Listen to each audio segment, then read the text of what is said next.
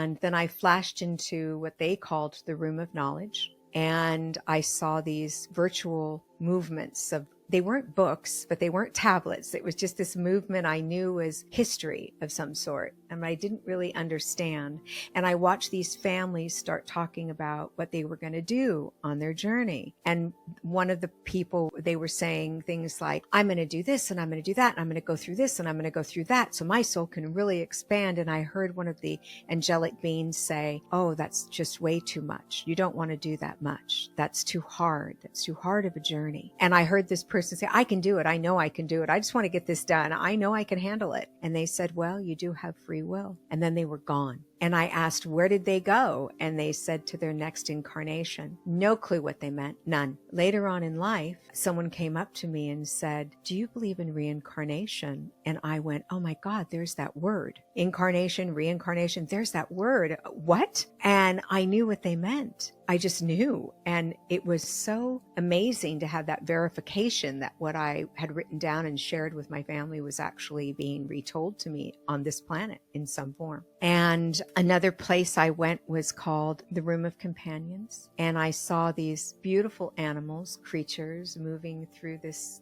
beautiful field of dandelions. You know, those things you blow on to make a wish. I saw a bunch of those, but they were beautiful and big and different than what I'd seen here. And there were colors everywhere. And I remember watching angels speak, and it was music. And today I understand that, that's why music is so touching to our souls, and it's so healing for us because it comes from the angelic realm. And somebody asked me one time, do angels have wings? And I said, I don't think so. I don't know, because their light shines about 4 feet out from them. And so when they lift something, you see 4 feet of light. So it could be wings, but I think it was a light energy coming from them. I called them my light angels. So I was in this place that was out in this field, and I could see animals moving around and playing and romping, and I felt very safe. And I had an experience with this, what I call source, which is still very emotional for me. I looked to my left and I looked up on this mountain of some sort, and I saw this beautiful being emanating a ray around them that was like nothing I'd ever seen. And it was love, like no love we could even imagine. I wanted to get up that mountain so bad, and I couldn't. And this love started coming towards me like a ray. The being didn't move, but this ray of love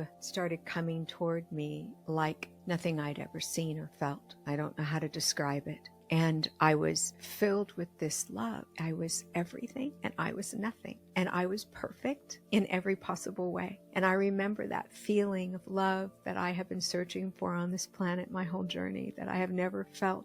I can get close to it by saying when my children were put in my arms, I felt that love, that unconditional, overwhelming love. And I looked to my right, and in between this, some things happened that I don't normally share on podcasts, but I'll share a little bit of it. I saw a beautiful pyramid shaped, I want to call it a crystal, but I don't know if it was. It was kind of sheer. And I saw faces and bodies moving through it. And I reached in to get into it, and I couldn't. And I just innately knew that if I could, I wouldn't be coming back. I knew that I was seeing the spirits who had actually crossed. And I knew that I had seen something very, very special. And a lot went on with that. And a lot of information was given to me that I just keep close to my heart. Then I looked to my right, or what I thought was my right, and I saw this beautiful angelic being floating towards me. And all I could think of is, I want to float. I hope I get to float. I was little, and that's what I thought was normal, and to feel that way and to want to do something like, oh my gosh, I can float. I don't know if I floated, to be honest with you, because I'm sure I was floating the whole time, but I don't have any memory of floating. I just remember wanting to. And this beautiful being said to me, it's time to go. And I said, okay. And I was next to this water, this beautiful river, and it was flowing just ever so slowly, ever so slightly. And it was just the most beautiful color of water. So crystal, so perfect. It's indescribable. And I remember them telling me I was going to have a hard life and that I would be helping people with it. And I accepted that. and I didn't want to go back. I wanted to see my mommy the whole time, by the way, but I didn't want to go back.